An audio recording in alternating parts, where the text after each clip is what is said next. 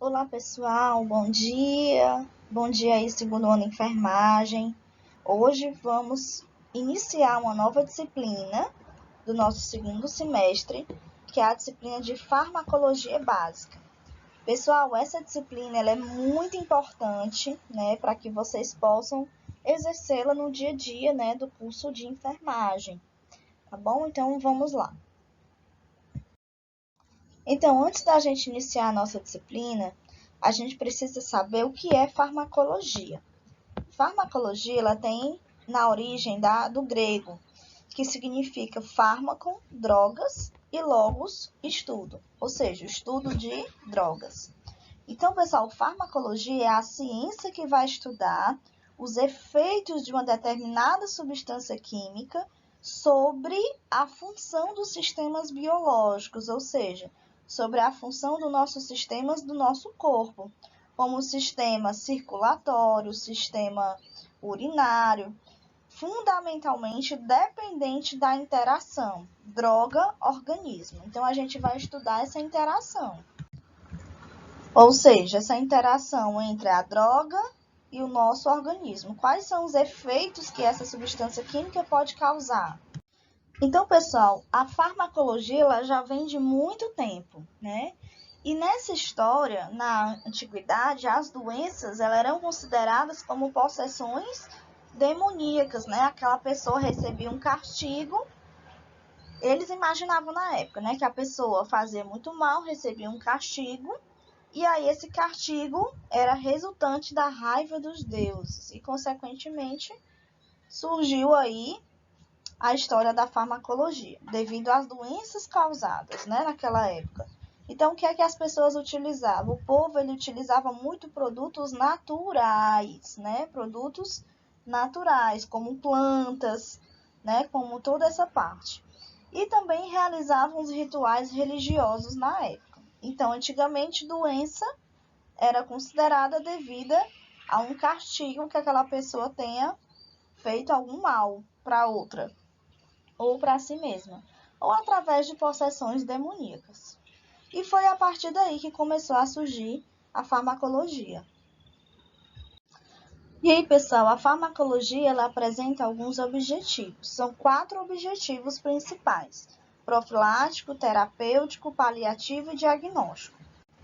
Pessoal, o objetivo profilático tem a ver com prevenção. Por exemplo, nós temos aí alguns fármacos que são utilizados nas vacinas. Então, vacina é uma medida preventiva para evitar que aquela pessoa pegue alguma doença, né? Então, a gente considera como medida profilática. Medida terapêutica, né? O objetivo da farmacologia terapêutica é evitar, é curar ou controlar doenças, ou seja, aliviar sintomas.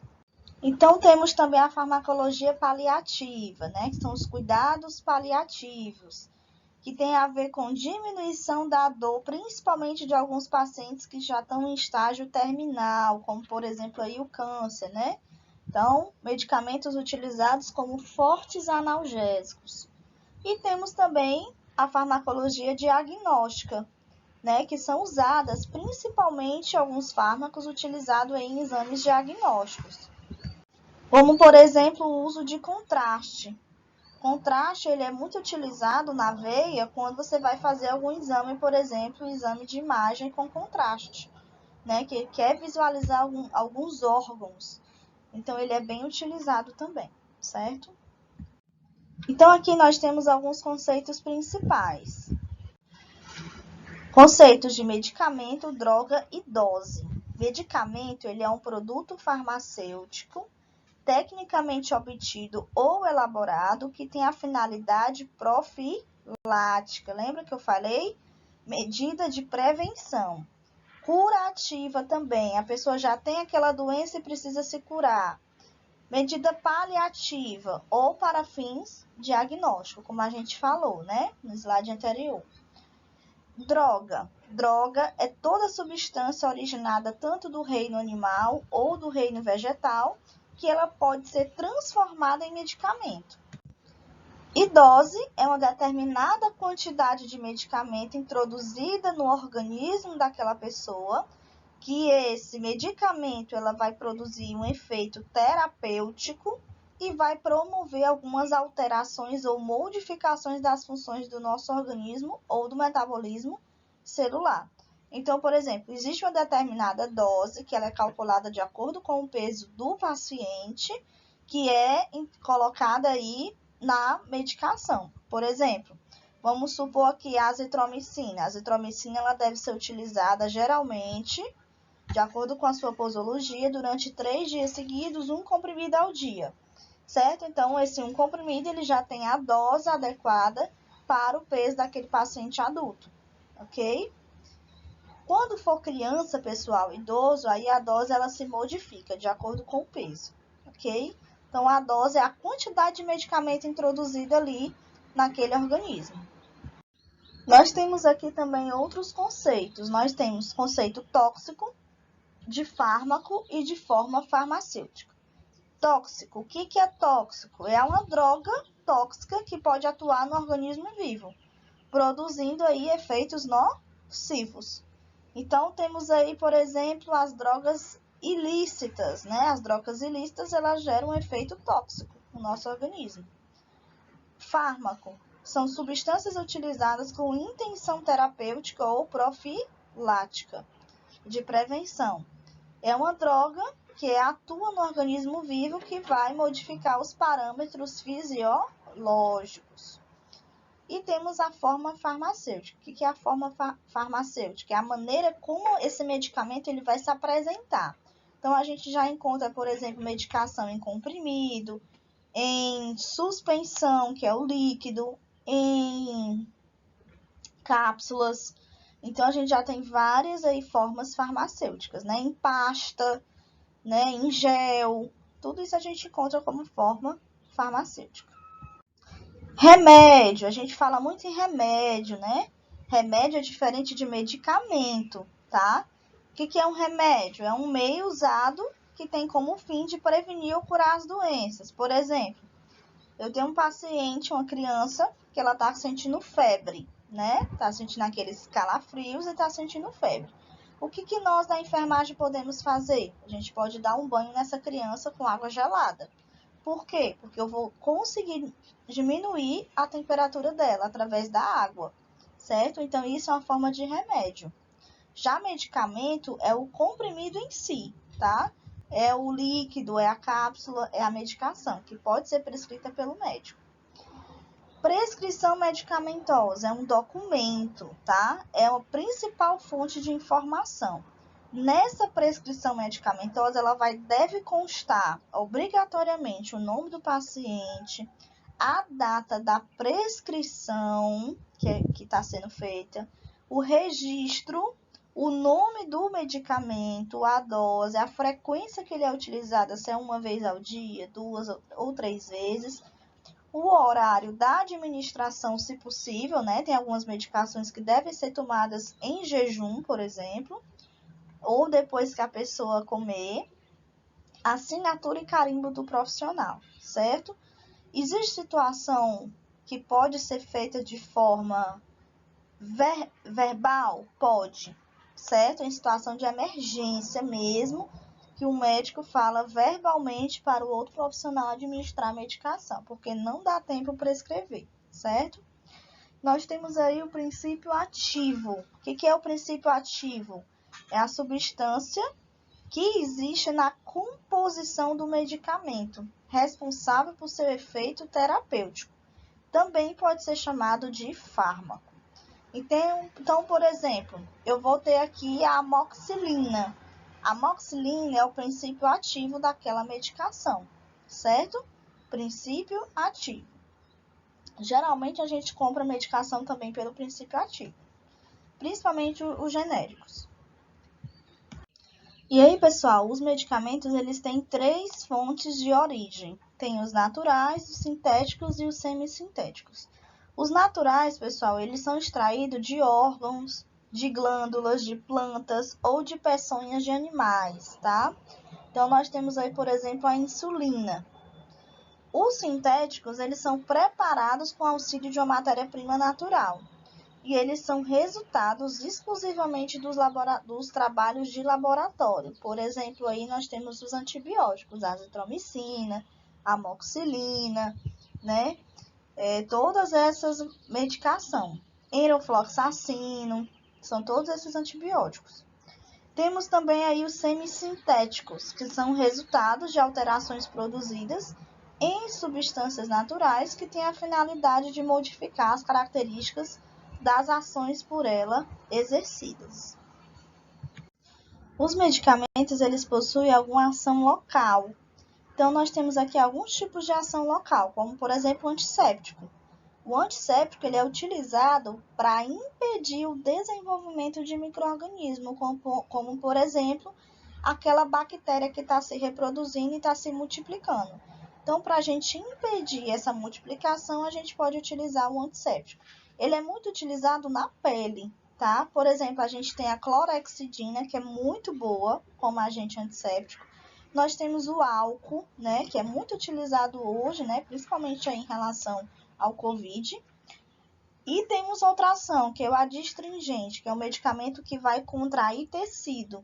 Por exemplo, loção para fechar os poros, certo? Em algumas situações é utilizado.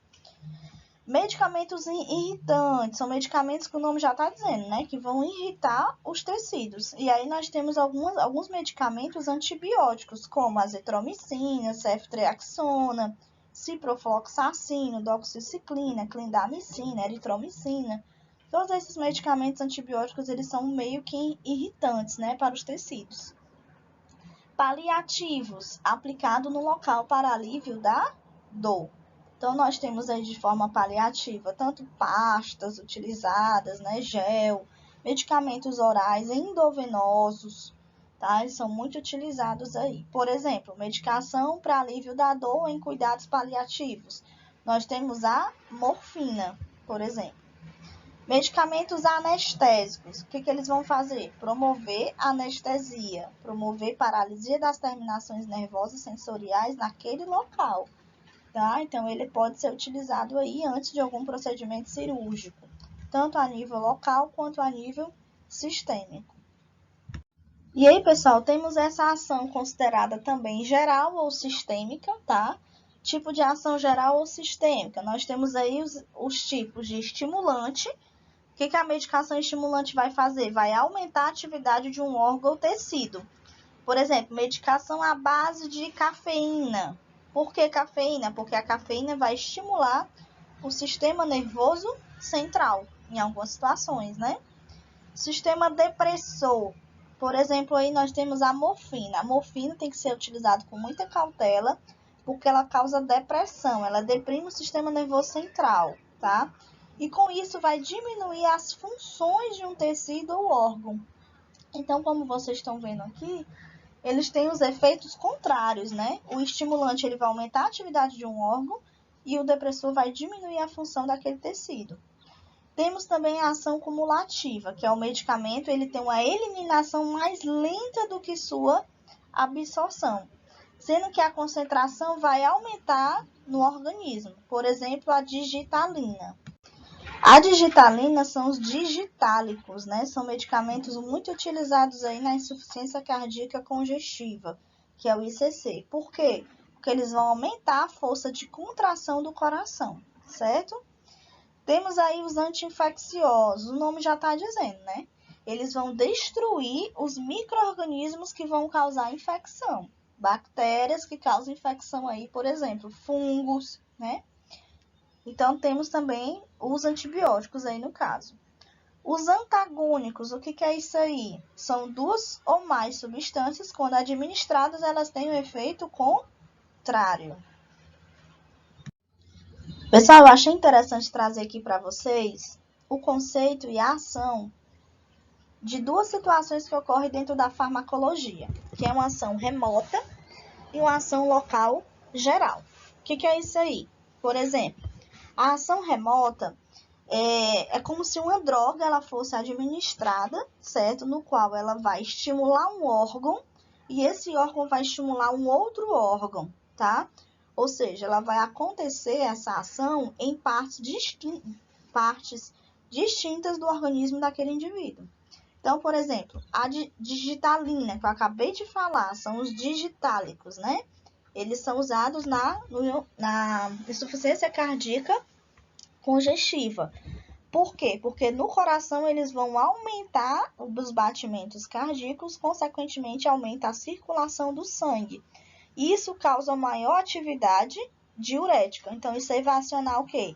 O coração e o rim. O coração aumentando a circulação e o rim causando maior atividade diurética. O paciente vai fazer bem mais xixi. Ação local geral é quando uma droga é aplicada, que no caso poderá produzir um efeito local, ser absorvida e consequentemente provocar um efeito geral.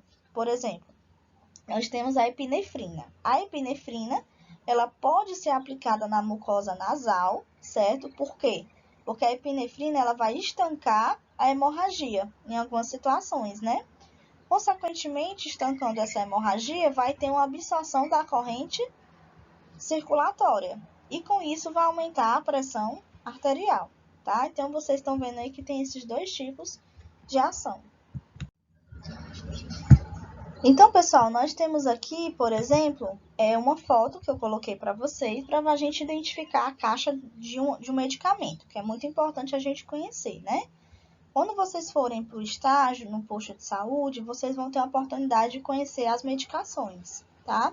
Então, nós temos aqui o nome genérico do medicamento, certo? A lei sempre tem que estar embaixo, Lei 9.787/99, que é a lei dos medicamentos genéricos, tá? O nome genérico, ele deve ser o seu princípio ativo, lembra que eu falei? Então, ele é reconhecido pelo princípio ativo. No caso aqui, pode ser quem, por exemplo? A amoxicilina. É um princípio ativo, tá? Tem que ter a tarja amarela escrita medicamento genérico, tá? Então, todos os medicamentos genéricos deverão ter essa tarja amarela com a expressão medicamento genérico, certo? Embaixo, venda sobre prescrição médica também. Então, é muito importante a gente reconhecer. Mas aqui em cima a gente tem a quantidade de comprimido total que se vem na caixa, se é 30, se é 60, se é 100. Vai depender muito da quantidade de cada comprimido que vem na caixa. Às vezes vem só 3. Por exemplo, a azitromicina tem embalagens que vem somente com 3. E aí a gente tem a miligrama, que é a dosagem daquele medicamento, né? A quantidade de princípio ativo que tem ali naquele comprimido. E aí, pessoal, nós temos aqui 3 fotos de 3 medicamentos. São medicamentos analgésicos, antitérmicos, certo? E antibiótico. Então, como é que a gente vai reconhecer a medicação genérica? Pelo princípio ativo. Lembra que eu falei? O princípio ativo ele vai estar destacado em cima, em letras maiores. Por exemplo, nós temos ibuprofeno. O ibuprofeno é o princípio ativo. Então, na caixa a gente vê o nome ibuprofeno, é o princípio ativo em letras maiores, né?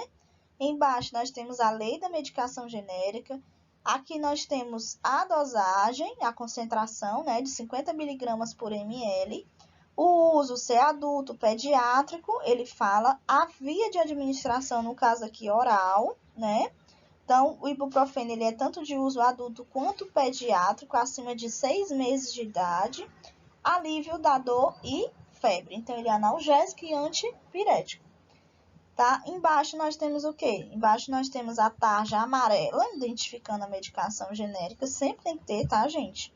E aí nós temos o conteúdo total. Eu tenho aqui 30 ml total do medicamento. E ele é de uso de suspensão. Suspensão por quê? Porque ele é líquido, ele é gotas. E ainda diz o sabor, tutti-frutti. Ok? Muito utilizado em pediatria, né? Com esses sabores. E aí nós temos o que também? Nós temos o paracetamol, muito conhecido nosso, né? Paracetamol, ele é muito utilizado para alívio da febre, da dor, tá? Ele é um medicamento mais leve. Aqui diz também embaixo a lei da medicação genérica, a miligrama, 750 miligramas. Ele é comprimido, ó, vocês estão vendo aqui, né? Tá dizendo a apresentação dele. Já o ibuprofeno, qual é a apresentação? Suspensão, uso oral. Paracetamol, comprimido. Uso oral, uso adulto e pediátrico, alívio da dor e febre, e ele é, como eu falei, classificado como antitérmico, antipirético, né, antitérmico, analgésico. A tarja amarela, e mais embaixo diz a quantidade total de comprimidos, que contém 20 comprimidos. Já essa terceira figura, nós temos aí o antibiótico, que é a amoxicilina trihidratada mais clavulanato de potássio. Então, nós temos a amoxicilina, é o princípio ativo, né? Nós temos aqui a concentração da amoxicilina de 875 miligramas, o clavulanato é 125 miligramas, certo? Porque são duas substâncias juntas, tá? Para produzir um efeito maior. Nós temos a lei da medicação genérica mais embaixo, o uso adulto via oral, apresentação. A tarja amarela, sempre tem que ter venda sobre prescrição médica, né? E a quantidade total que temos aqui, 14 comprimidos revestidos, ok? Pessoal, às vezes na hora da gente comprar algum medicamento, em algumas situações a gente fica muito confuso, né? Porque tem muita nomenclatura, tem muita apresentação, né? Então, às vezes é interessante a gente reconhecer a medicação que a gente vai ter de referência, ou também chamada de marca, medicações genéricas e medicações similares, tá? Pessoal, o medicamento de referência é também chamado medicamento de marca. Por quê? Porque ele tem uma marca comercial bem reconhecida no mercado. Por quê?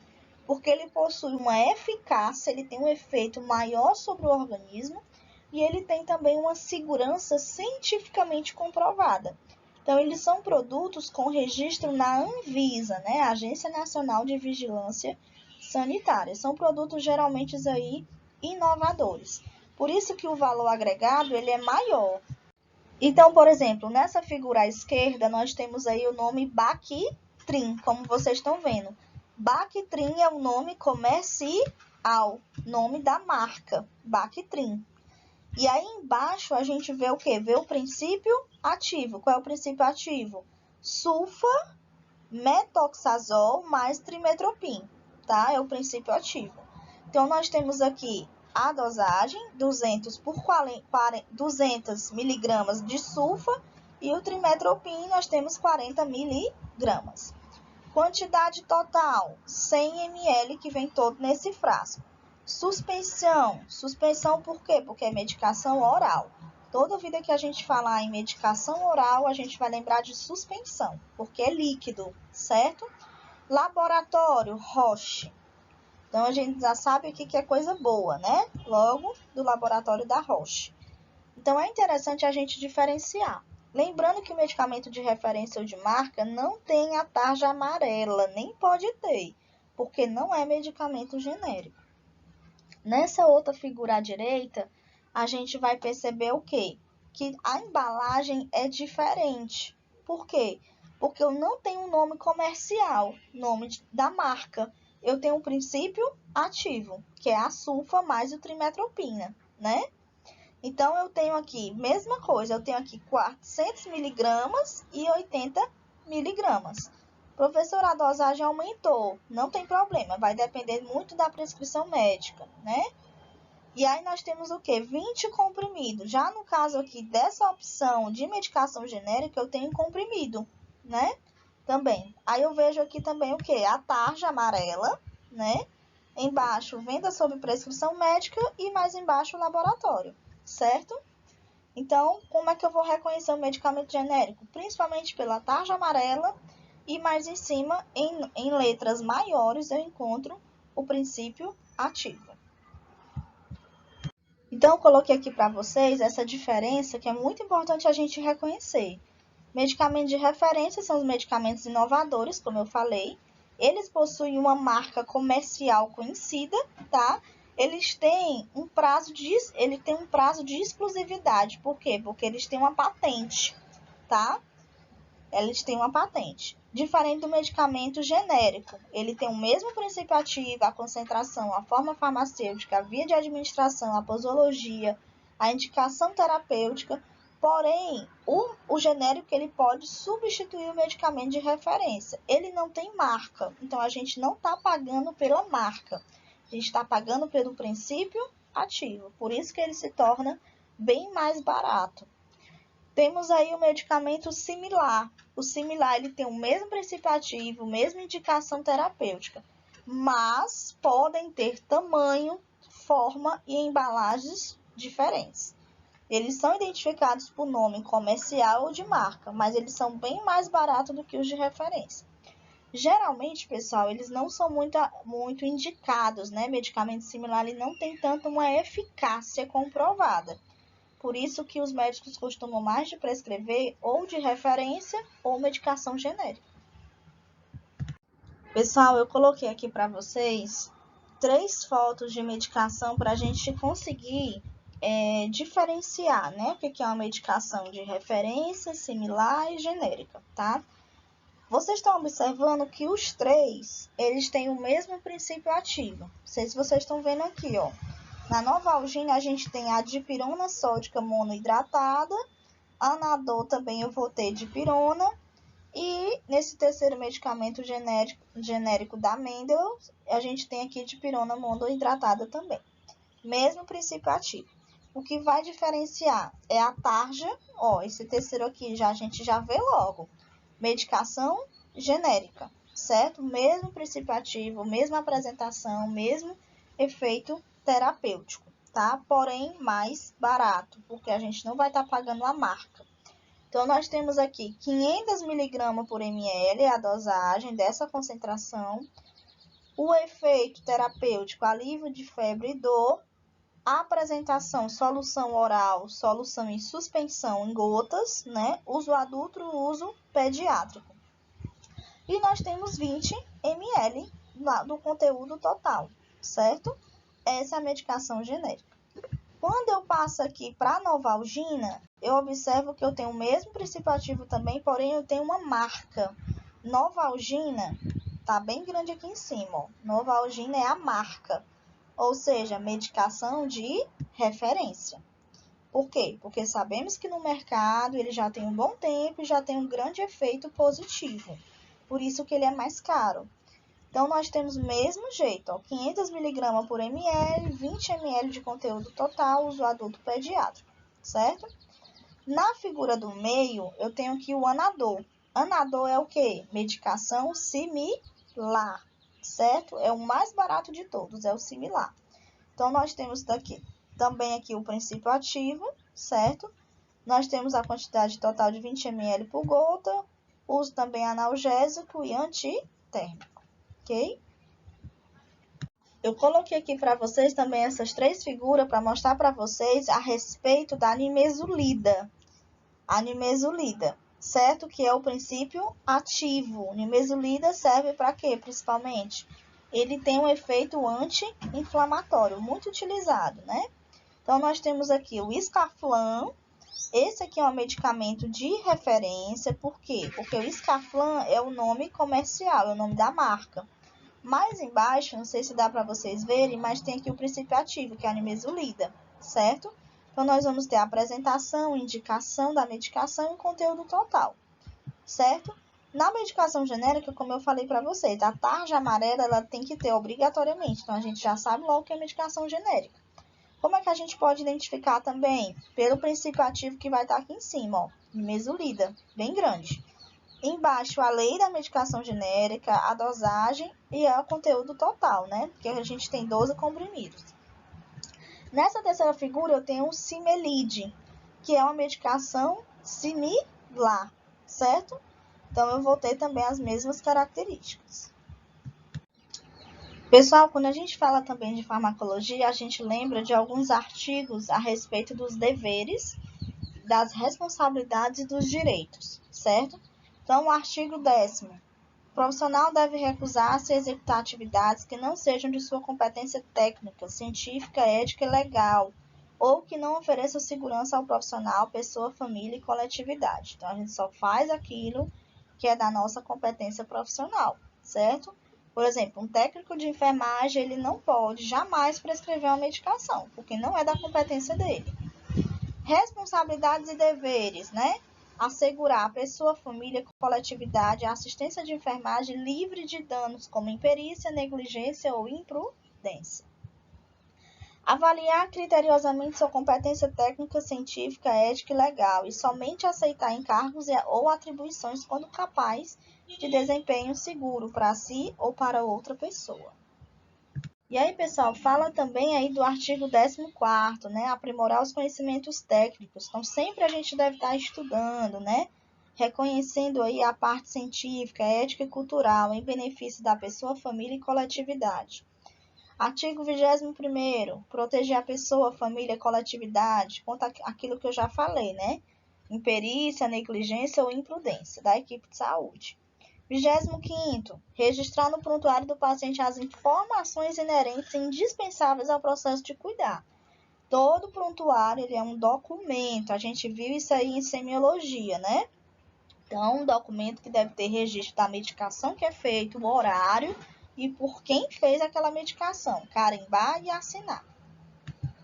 Proibições: administrar medicamentos sem conhecer a ação da droga e sem certificar-se da possibilidade de risco. Por isso, a importância da equipe de enfermagem como um todo conhecer a ação daquela droga. Porque pode acontecer, como já aconteceu vários casos, do médico prescrever a medicação errada e a equipe de enfermagem, como conhecer a ação da droga, não fazer a medicação, certo? Isso pode acontecer também. Prescrever medicamentos e praticar o ato cirúrgico, exceto nos casos previstos na legislação vigente em situação de emergência. Tá? Executar prescrições de qualquer natureza que comprometam a segurança da pessoa. Pessoal, é direito nosso, da equipe de enfermagem, a gente se recusar a executar qualquer prescrição medicamentosa onde não contenham nem a assinatura do médico, nem o número do registro do profissional, exceto em situações de urgência e emergência, certo? Então, o profissional de enfermagem ele pode se recusar a executar essa prescrição medicamentosa, se ele observar um erro, se ele observar uma ilegibilidade, certo? Então, a gente tem que ter muito cuidado com isso. Proibições também, assinar ações de enfermagem que não executou.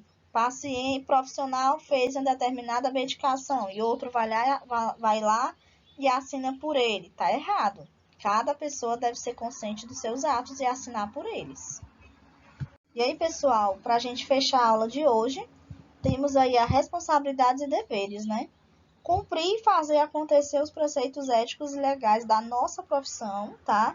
O profissional da equipe que prepara e administra uma medicação, ele deve conhecer a legislação que regulamenta o exercício de sua profissão, como, por exemplo, a enfermagem, né, no nosso caso, as normas da instituição que trabalha e ele deve seguir aí a medicação conforme a prescrição médica. Por quê? Porque deve garantir a segurança e o bem-estar dos pacientes. Ok, gente? Então, espero que vocês tenham gostado da aula e até a nossa próxima aula.